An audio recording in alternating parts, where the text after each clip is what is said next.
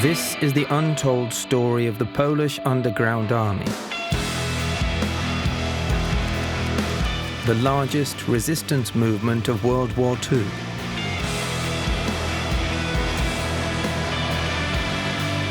How they took the fight to the occupying German forces and changed the course of the war.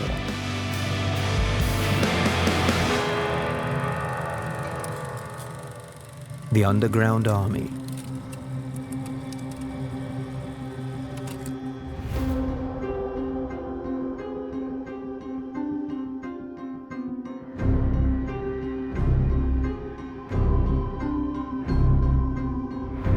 On Tuesday, June the 6th, 1944, the invasion of France began.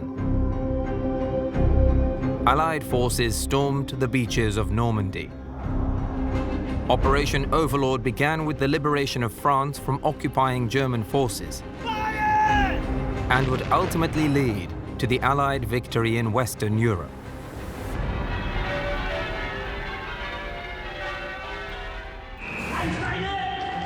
By now, Poland had been subjugated by Nazi Germany for the past 5 years, and its capital city, which Hitler had ordered to be razed to the ground, was about to become center stage of the bloodiest and largest uprising in the history of the Second World War.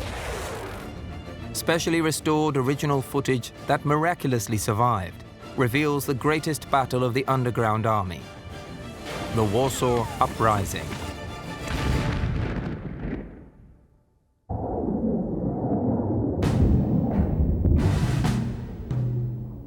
Niemal od początku istnienia głównym zadaniem Armii Podziemnej było przygotowanie powstania powszechnego. Pozostało dobrze wybrać moment uderzenia na Niemców, by powstanie nie zakończyło się porażką. W lipcu 1944 roku polscy żołnierze rwali się do walki, zbliżali się Sowieci. In 1943, the Germans had been defeated at Stalingrad by the Soviets, and they are now in retreat on two fronts. From the Allied armies in the west, and in the east, the Soviets were also advancing.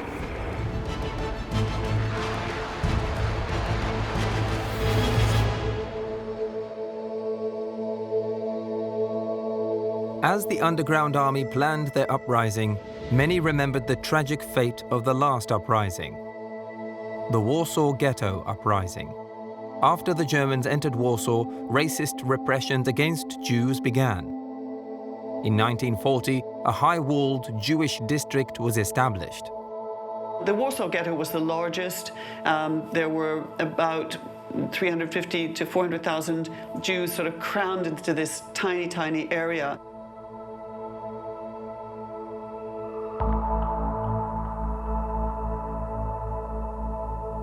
It was an absolutely terrible scar in the center of Warsaw.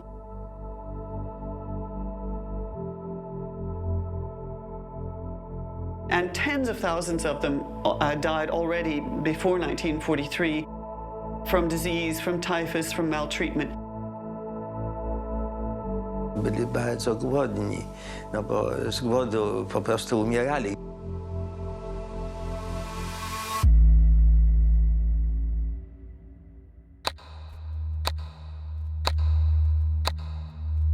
Na początku 1942 roku naziści rozpoczęli akcję Reinhardt. Tak nazywano plan wymordowania wszystkich polskich Żydów. Te wiadomości dochodziły o tak, prawda, mozaika okropności, która miesiąc po miesiącu dopełniała strasznego obrazu postępującej zagłady, a o tym myśmy raportowali do Londynu. To były codzienne dramaty, codzienny dzień po dniu. Z Warszawy stopniowo wywożono Żydów do obozu śmierci. They were taken to a Nazi extermination camp in the northeast of Warsaw called Treblinka. The Jews did have information from their own sources and also some sources from the Home Army as well of what the real fate was of the Jews who were being transported to Treblinka. They began to realize that they were going to be killed one way or another, and they decided in tremendous bravery to die fighting.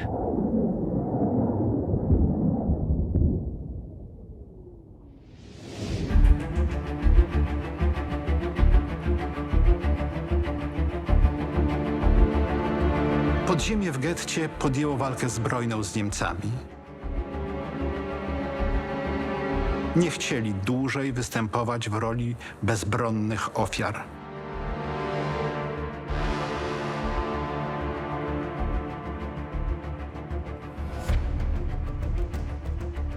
Pierwszy w historii Warszawy bunt zbrojny, rebelia i coś nieporównywalnego w swoim wymiarze, infernalnego w środku miasta. At first, Germans decided to kill a handful of Jewish fighters, and then they went a step further.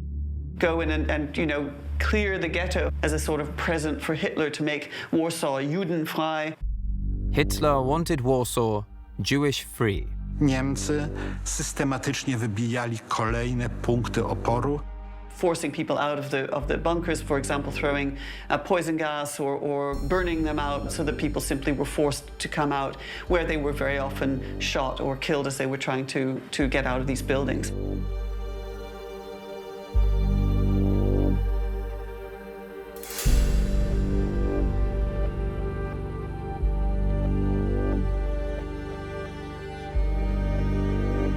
Jürgen Stroop, dowodzący siłami niemieckimi w getcie, zapisał wtedy w raporcie: żydowska dzielnica mieszkaniowa w Warszawie już nie istnieje.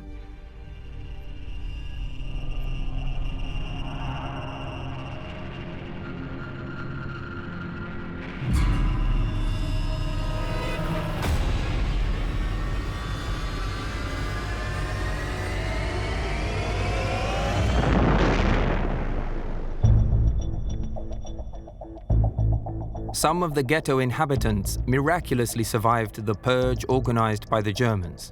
Hiding in tunnels in sewers under the ruins of the ghetto, they waited for months for help. No potem nastąpiły te wyjścia kanałowe, różne, przy różnych pomocach i różnymi drogami, indywidualne ucieczki. Ten rozdział był rozdziałem beznadziejnej walki o życie ukrywających się ludzi. Żeby jak najwięcej ocalało, już nic więcej, żeby oni ocaleli. One of the survivors was Krystyna Budnicka. My idziemy pod ten właz. Napisaliśmy karteczkę, że bunkier spalony, to się tak nazywało, że czekamy na pomoc i że ratujcie nas. Nie wiem, jak długo myśmy czekali, bez wody, bez jedzenia, bez niczego.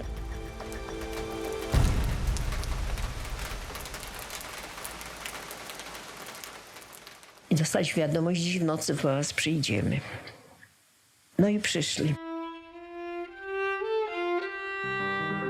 Wynieśli nas na barkach każdego po kolei i w ten sposób po 9 miesiącach siedzenia w kanale znalazłam się po stronie aryjskiej na powietrzu.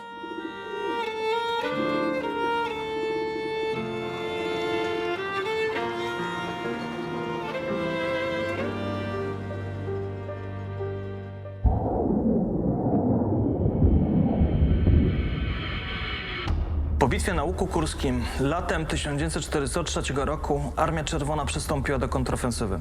W styczniu 1944 roku przekroczyli przed wojną granicę Polski. The Allies, the Americans, the English and the Canadians formed the Western Front by engaging significant German forces, while in the east, Nazi Germany suffered a significant deficit. It was now time for Poles to go on the offensive, and there was another reason to act. In 1940, the Soviets had massacred 22,000 Polish military officers and intelligentsia as an act of repression against Polish citizens and buried their bodies in Katyn. The Katyn massacre was a warning to Poles that the Soviets could bring enslavement instead of liberation. There had to be a counterattack. Armia podziemna przystąpiła do akcji Burza. Operation Burza was a crucial part of retake power and reclaim Polish independence in 1944-45. Polacy atakowali wycofujących się Niemców, zajmowali kolejne miejscowości, organizowali administrację państwową i występowali, co najważniejsze, wobec Sowietów w roli gospodarza, jako reprezentanci rządu polskiego w Londynie. The Underground Army, together with the Soviets, took part in the liberation of eastern Poland and Vilnius from the hands of the Germans. Unfortunately, the Soviets betrayed the Poles after the joint liberation.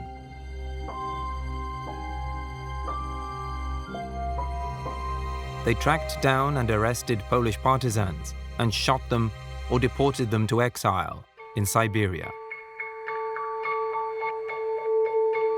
The Soviets continued to advance towards the Polish capital. Poles needed to act decisively, but also very carefully. Zapada decyzja, by do operacji Burza włączyć Warszawę i w odpowiednim momencie rozpocząć w niej powstanie. Jeśli powstanie wybuchnie za wcześnie, Niemcy je stłumią. Jeśli będzie za późno, Armia Czerwona zajmie Warszawę. The Underground Army was planning the largest underground military action in the history of World War II.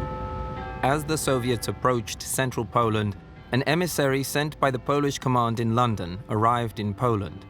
This is Jan Nowak-Jeziorański, known as the Courier of Warsaw.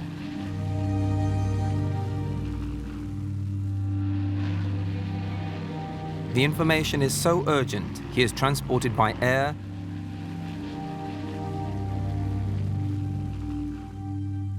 w Warszawie na 3 dni przed wybuchem powstania.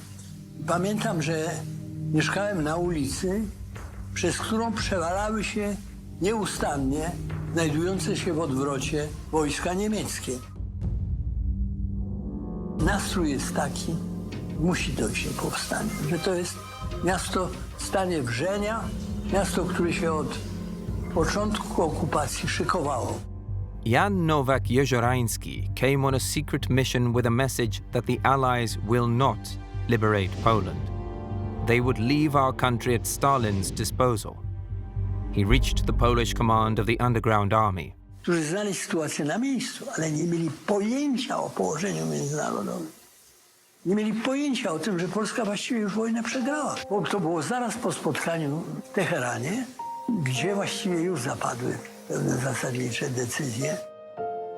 Decisions were being made about Poland without any interaction with the Poles themselves. And so this was the devil's contract, if you will.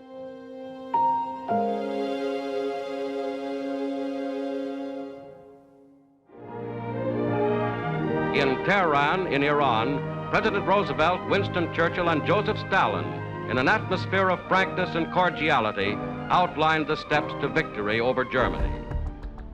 Tehran Conference is mostly about looking to the future. The war has effectively been won. But the Poles were on the wrong side of that war because the Soviets did not bring them freedom. By 1943, Stalin is carrying the bulk of the fight against Nazi Germany. In total, 4 of every 5 German soldiers are killed fighting the Red Army. So it's clear that Stalin effectively has the whip hand over his Western allies.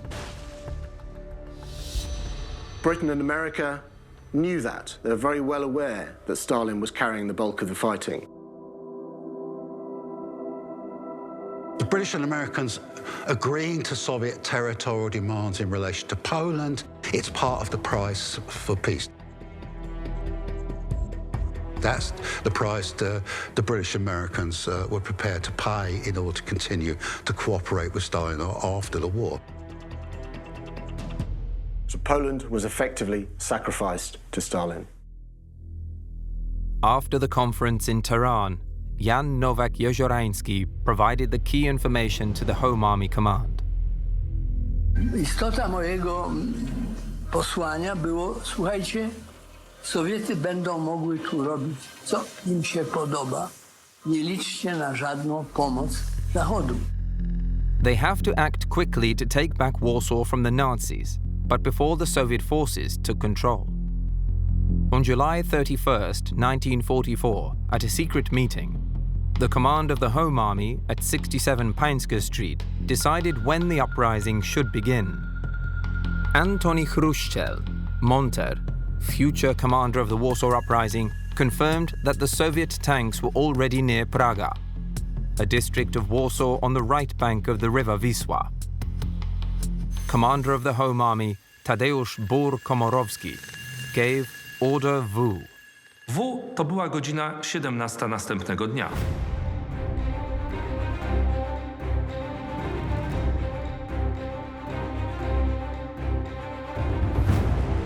The Warsaw Rising was rather like in the tradition of Polish risings against foreign rule. Everyone expected the Red Army to capture Warsaw. And it was that expectation which motivated the Polish Home Army's uprising in Warsaw. You know, the aim was obviously to seize control of the city. Zgłosiłem się na punkt zborny. The uprising began. The Home Army organized recruitment for the inhabitants of Warsaw. Na wstępie dostałem 2 granaty i butelkę z płynem zapalającym. Uzbrojenie powstańca. Już wiedziałem, że jestem w powstaniu.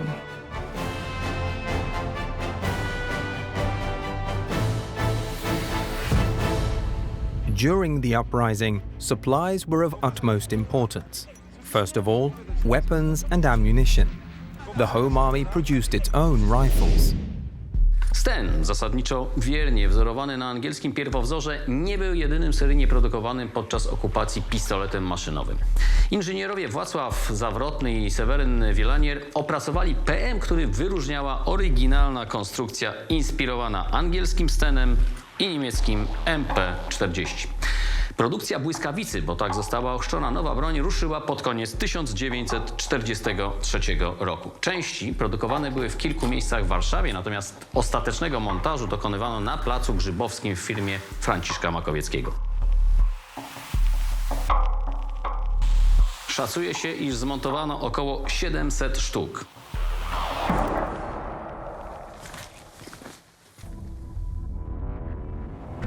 No i się zgłosiłem z karabinem. Zostałem pochwalony, że zdobyłem broń, a ja rosłem, bo przecież jestem powstańcem uzbrojonym.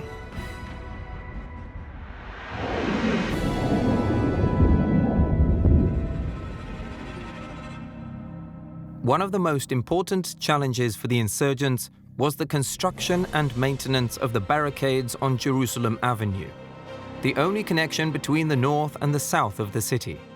The Germans were very anxious to destroy this barricade, firstly to cut Polish communications. Secondly, the avenue was crossed by a thoroughfare through the city through which they transported the army to the Eastern Front. The Polish insurgents made great efforts to rebuild this barricade. Whenever the Germans destroyed it, they rebuilt it. They were supported by the civilian population. This incredible surviving color film shows Warsaw and its heroes in the midst of an extraordinary struggle. The rebuilt barricade was an important crossing and protected against sniper attacks.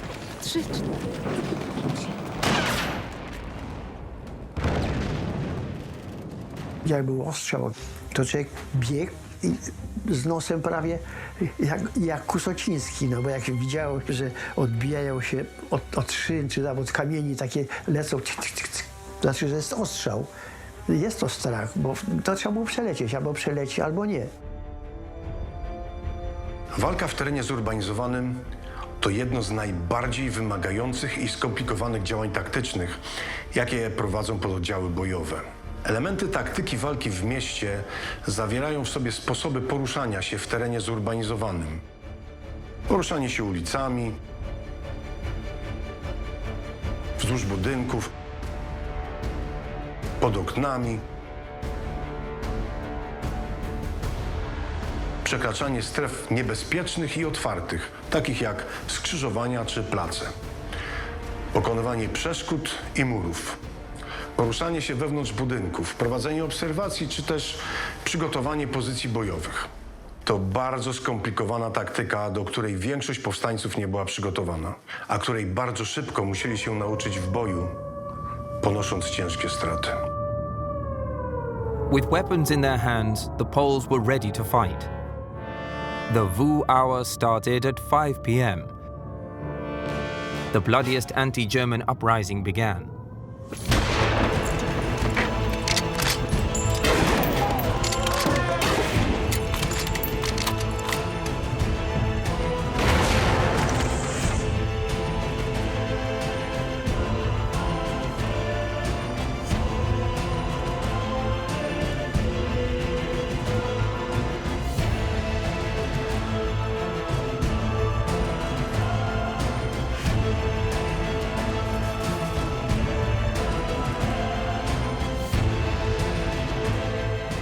In the first 4 days of fighting, the Underground Army took back from the Germans the city centre in the Old Town, and some units captured other assigned territory. But they failed to capture areas with strong pockets of German resistance, and most important, military targets.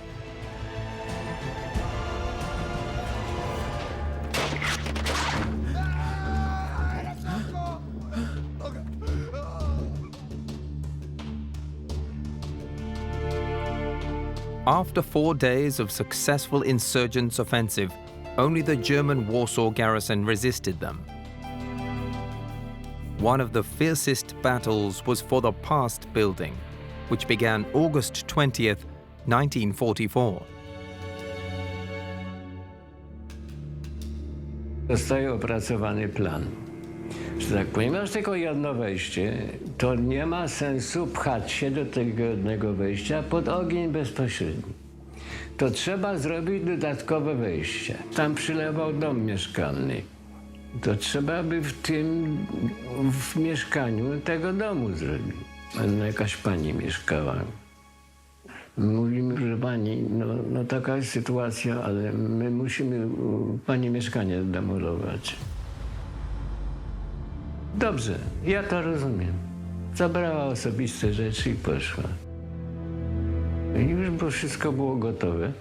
Zaangażowano saperów z okręgu i taki patron minerek, dziewczyny. Dziewczyny miały stronę południową, a saperzy mieli stronę północną. I teraz jak się zrobią przez te dwie dziury z boku, to się będzie można dostać do środka.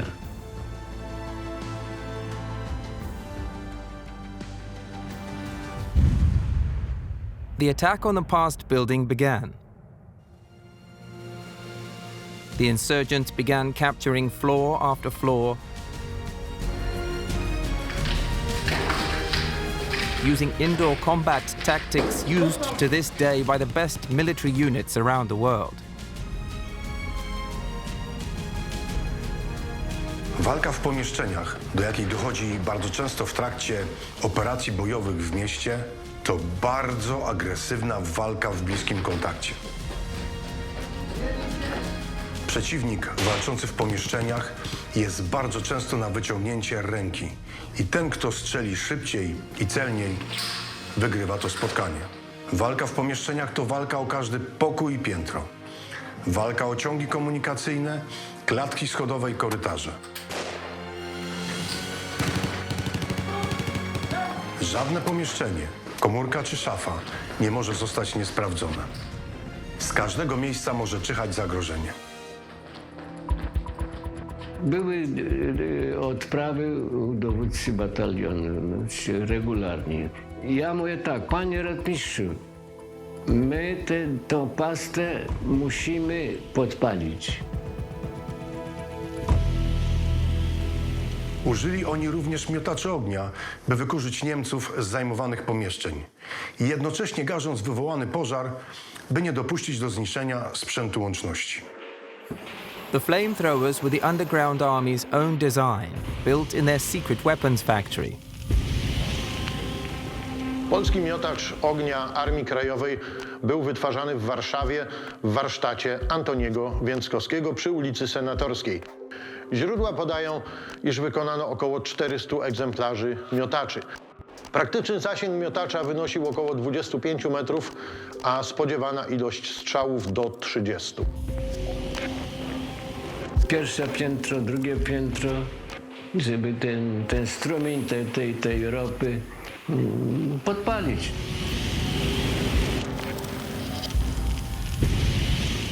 I w ten sposób ta pasta została zdobyta. This archive shows the moment the Germans surrendered to the underground army. The insurgents of the Kiliński Battalion captured the past building after 20 days of bloody fighting.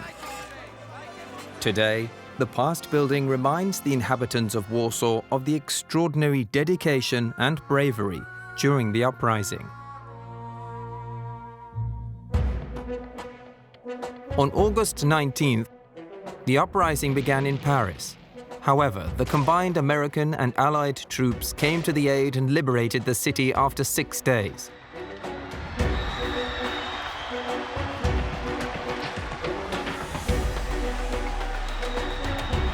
In Poland, the Soviets had other ideas, and the underground army had to fight alone.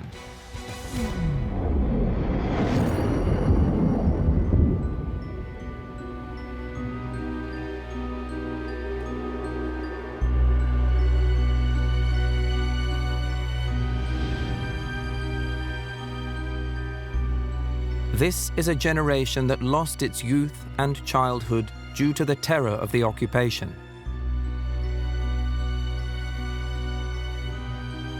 The underground state found jobs for them as young nurses, couriers, and liaison officers.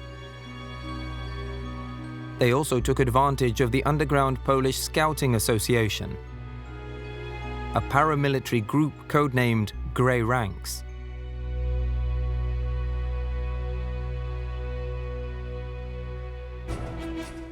The Field Scout post office was very effective, with people working in them divided into districts. Nearly 200,000 parcels were delivered during the uprising by scouts. W ciężkich bitewnych warunkach produkowano nawet polskie znaczki zamiast tych z Hitlerem.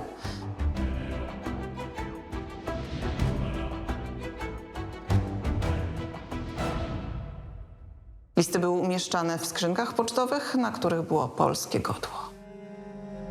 The mailboxes were hung in districts liberated from the German.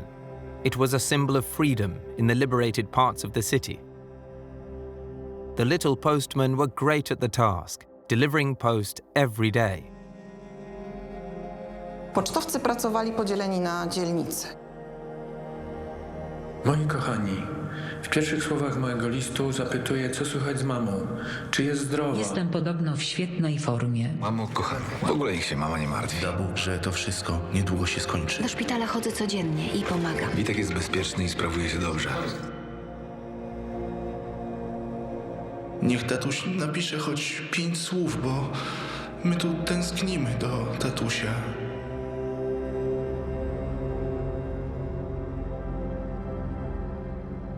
However, their job was not safe. Bolek Jasnotek-Gepner miał 13 lat i był jednym z wielu nastoletnich listonoszy podczas Powstania Warszawskiego.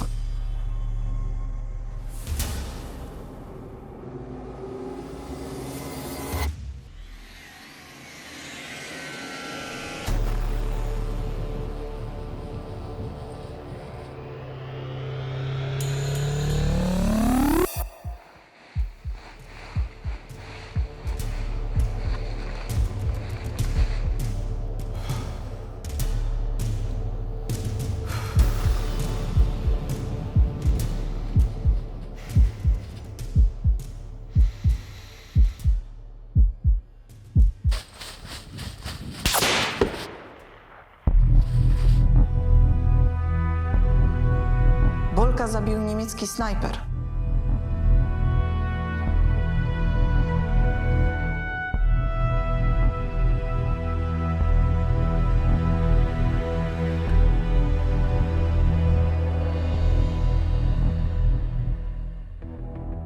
Zachowano zakrwawioną koszulę tego dzielnego chłopca, która po latach Jest przechowywana w zbiorach Muzeum Powstania Warszawskiego. Wojtuś, przecież jest.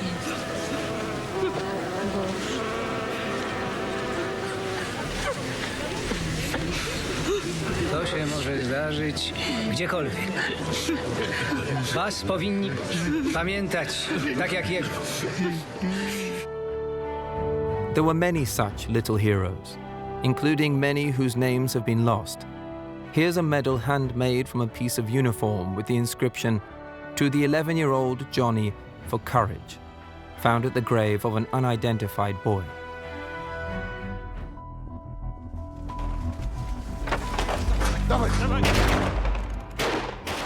The fight against the occupant was exhausting. The Poles hoped that the Russians coming from the east would distract the Germans. But Stalin had no such plans. One of the most shocking aspects of the grand strategy around the Warsaw Rising is that the Red Army effectively stopped its advance on the banks of the Vistula, the other side from Warsaw, in Praga. Stalin poinformował Churchilla, że Armia Czerwona nie weźmie bezpośredniej ani pośredniej odpowiedzialności za wybuch, jak to określił, awantury warszawskiej. As the Warsaw Rising was then raging, Red Army forces sat, to a large extent, and watched.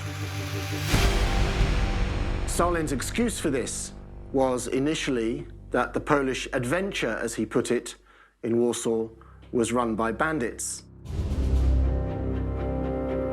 He wanted those democratic forces, those representatives of the Polish government in exile in London, the Home Army that had risen in Warsaw, he wanted those forces to be destroyed by Nazi Germany. So he was happy to order his troops to wait on the banks of the Vistula and watch it happen.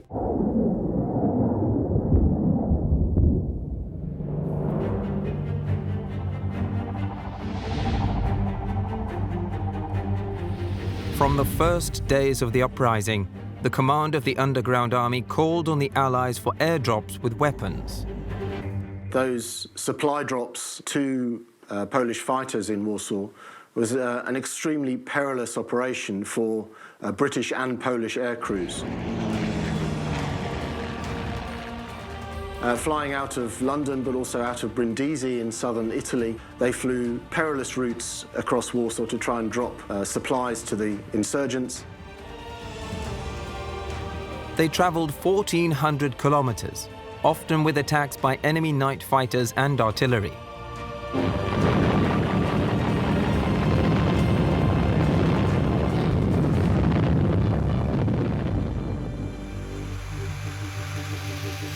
Every third plane sent to help Warsaw did not return from the mission. Despite the numerous losses suffered by the Allies, Stalin still did not intend to help, for example by making the landing sites on his side available.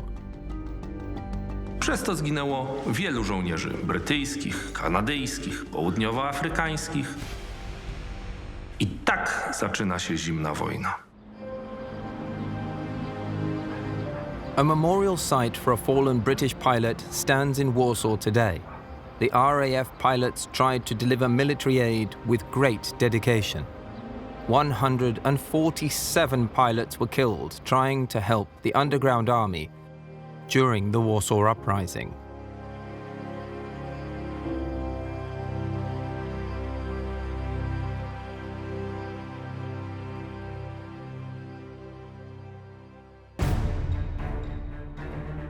Despite the known dangers, the Allies continued to drop weapons and supplies. The climax of the drops was the American armada of B-17 flying fortresses. On September 18th, 110 bombers flew over Warsaw. Only 248 drops fell into the hands of Poles. The insurgents needed literally everything: food, medical packages, but most of all weapons and ammunition. Thanks to the airdrops, they received, among others, the grenade launcher which allowed them to successfully combat German tanks.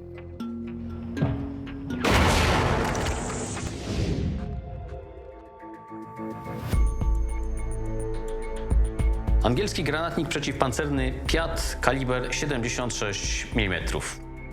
Zasięg strzału przeciwko celom opancerzonym sięgał około 90 metrów.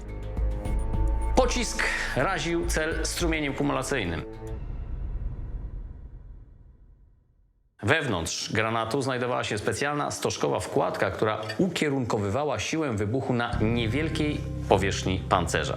Znalazły zastosowanie podczas akcji Burza, także podczas walk w Warszawie w sierpniu i wrześniu 1944 roku.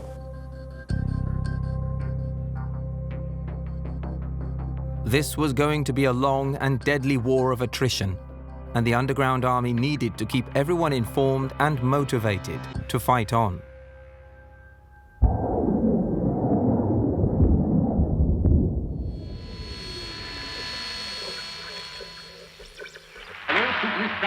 Stacja nadawcza Armii Krajowej w Warszawie na falach 32,8 i 52,2 metra.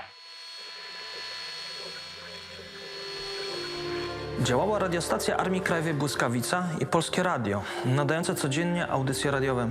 W powstańczej Warszawie, mimo krwawych walk, ludzie starali się zorganizować życie na zapleczu frontu. Social life flourished, restaurants were open, Hitler was parodied, and swastika flags served as carpets, and entertainment for children was also provided. Chyba trzeba tak zrobić, poddać się niemieckim władzom, wyjść naprzód! The daily press appeared in Warsaw. Ukazywało się około 150 tytułów prasowych różnych organizacji i opcji politycznych. Every effort was made to continue daily life as if there was no war at all. Działało nawet powstańcze kino wyświetlające nakręcone podczas walk w Warszawie kroniki filmowe. Panowie gotowi jesteście?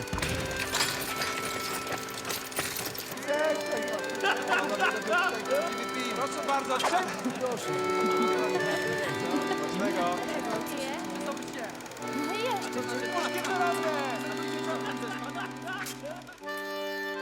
Trudno to sobie wyobrazić, ale mimo chaosu i ciężkich walk ludzie mieli plany, a nawet czas na miłość. Kochasz go? Nie. W czasie Powstania Warszawskiego zawierano nawet śluby. Na zdjęciach możemy zobaczyć zawarty 13 sierpnia 1944 roku ślub Bolesława Biegi-Pałąka i Alicji Treutler-Jarmusz. Małżeństwo okazało się niezwykle trwałe. Zakończyło się w 2019 roku, kiedy odeszła pani Alicja. Jan Nowak-Jeziorański również się ożenił w trakcie powstania. To był dzień 7 września i w ostatnich godzinach rozeszła się szeroko wiadomość, że Skoczek z Londynu zawiera ślub z Łączniczką. Ich ślub ze względu na ostrzał nieprzyjaciela trwał zaledwie 7 minut. Despite all the adversities, the insurgents faced up to the German aggression for almost 2 months. From the very first days, the Warsaw Uprising was the source of Hitler's anger, which translated into the ever greater brutality of the occupier. When Hitler heard about the Warsaw Uprising, he was livid. Hitler had sort of eyes rolling and he was screaming and yelling and he was so angry that the Poles had dared to do this terrible thing. Hitler gave the crushing of the Warsaw Uprising to Himmler as a kind of prize, and Himmler was delighted. He started calling out his old cronies, some of the most despicable human beings on the planet. That's saying something for the Nazis, people like Oskar Dirlewanger, Erich von den Bach-Zaleski. Himmler unleashed these effectively killers on the civilian population of Warsaw. And this resulted in what's known as the Wola massacre.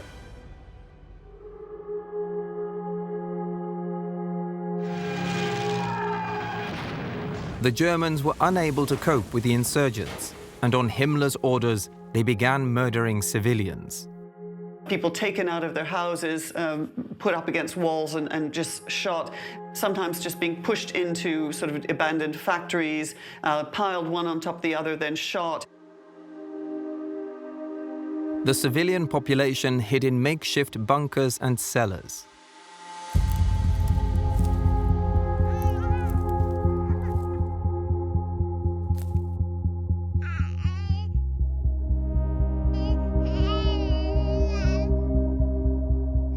20,000 men, women, and children were massacred in cold blood.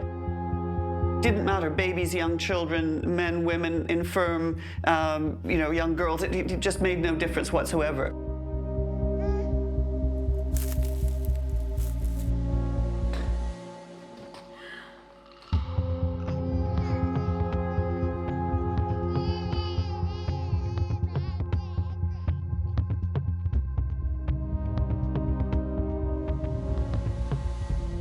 The Wola slaughter that was recognized as one of the greatest massacres of civilians committed in Europe during World War II. In a few days, between 30 to 65,000 Polish men, women, and children were murdered. The Nazis even extend their reign of terror to hospitals.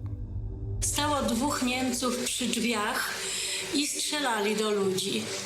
Mama zginęła moja zaraz tu przy drzwiach, bo nie mogła wejść na stos trupów, a było już tak wysoko. Ja natomiast weszłam na ten stos trupów. W chwili dostałam strzał w rękę, w ramię. Niemcy poleli benzyną. Usłyszałam takie duże syczenie i ogień. Zaczęły mi się palić buty na nogach. Pościągałam tym zabitym osobom chustki z głów. Owiązałam sobie głowę i usiłowałam przeskoczyć przez ogień. No udało się i weszłam do następnego pomieszczenia, gdzie tylko inwalidzki wózek stał z zabitym człowiekiem. Wiesława miraculously survived, and after a few days, she got out of the burnt hospital. She survived the war. The cruelty of the Nazis knew no bounds.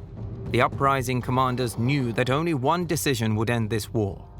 On October 2nd, 1944, after 63 days of fighting, General Tadeusz Komorowski signed the city's Capitulation Act. The uprising simply couldn't carry on because too many people would be killed for really no gain in the end.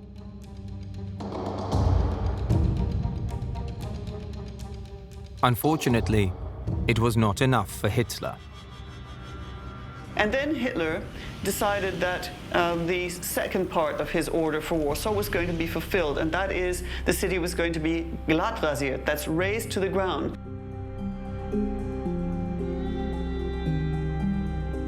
The result was the wanton and willful destruction of the city by the Germans, with huge swathes of central and northern Warsaw being completely destroyed. By the end of the war, some 80% of buildings that remained were uninhabitable.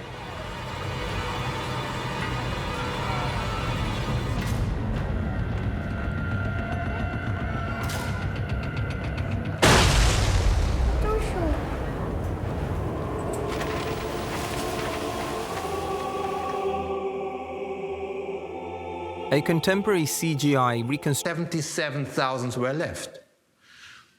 1 million had been murdered, deported, or dispersed. When the Nazis finally suppressed the hard-fought uprising, Stalin decided to start the offensive. Thanks to the bravery of the Polish underground army, the battle-weary German force were easier to defeat. On January 17, 1945, after only a few hours of fighting, the Soviets entered the destroyed capital city of Poland. As a result, 2 days later, on January the 19th, the order was given to dissolve the National Army. Home Army soldiers, I give you one last order. On behalf of the President of the Republic of Poland, I release you from your duty and disband the ranks of the Home Army. I thank you for your dedicated work. I deeply believe that our holy cause will win, that we will meet in a truly free and democratic Poland. Long live free, independent, happy Poland.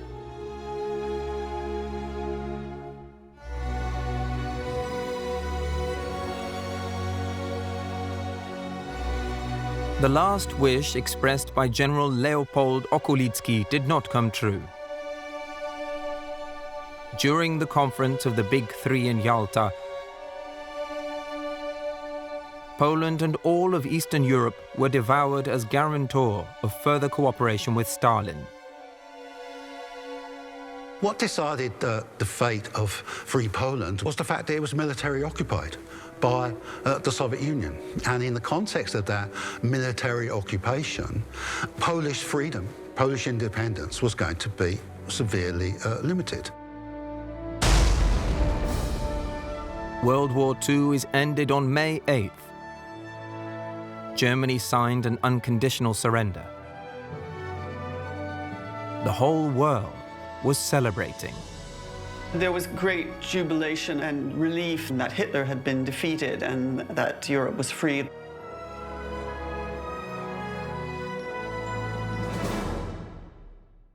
But for the Poles, the fact that Stalin and the Soviet Union were going to take over was not liberation.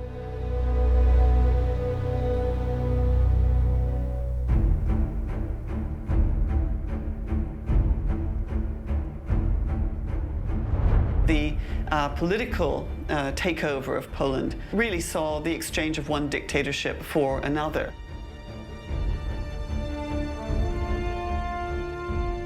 A mutilated white eagle became the symbol of enslavement in the new system. The national emblem lost its crown. W marcu 1945 roku przywódcy Polskiego Państwa Podziemnego otrzymali od Sowietów zaproszenie na rozmowy. W ich trakcie zostali porwani, wywiezieni do Moskwy, gdzie urządzono im proces pokazowy. Polaków oskarżono o kolaborację z Niemcami. Skazano na więzienie. Ostatni dowódca podziemnej armii, generał Leopold Okulicki, i wicepremier rządu Jan Stanisław Jankowski znaleźli się w moskiewskim więzieniu. Tam zostali zamęczeni i nigdy nie wyszli na wolność. The tragedies about others who were active in the AK as well is that they were part of the group that was targeted by the Soviets as being possibly threatening to the Soviet regime. To this day, there is a plaque outside this prison commemorating the victims who were detained, tortured, and ultimately killed by the Soviets, including Witold Pilecki, one of the greatest heroes of the underground army, who during the war got to Auschwitz to obtain evidence of the crimes of the Holocaust. In 1948, he was arrested by the communist authorities, tortured and sentenced to death in a show trial. As a symbol of struggle and freedom, he was not welcomed by the Soviets.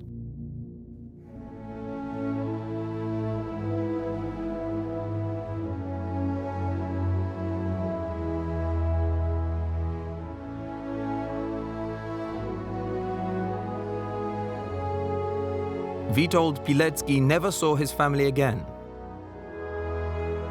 He did not make it out of Soviet prison alive.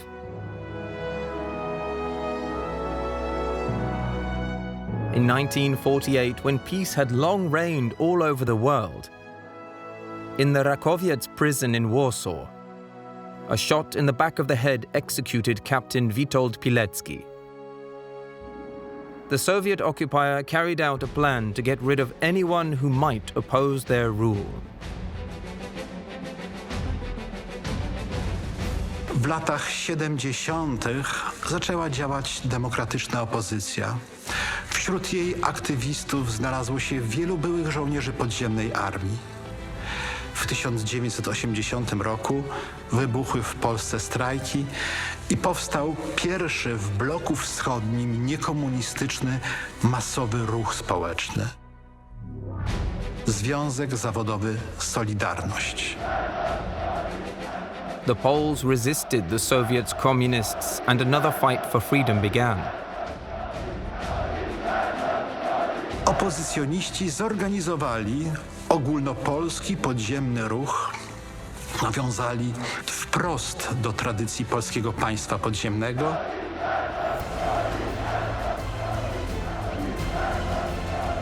By the end of the 1980s, the social revolt was so strong that the communist system began to crack. Podziemna Solidarność walnie przyczyniła się do obalenia komunizmu w Europie i upadku bloku wschodniego i zakończenia zimnej wojny. Walka Armii Podziemnej nie poszła na marne. Polska wyrwała się w końcu z sowieckiej strefy wpływów. Zwycięstwo, choć późno, w końcu nadeszło.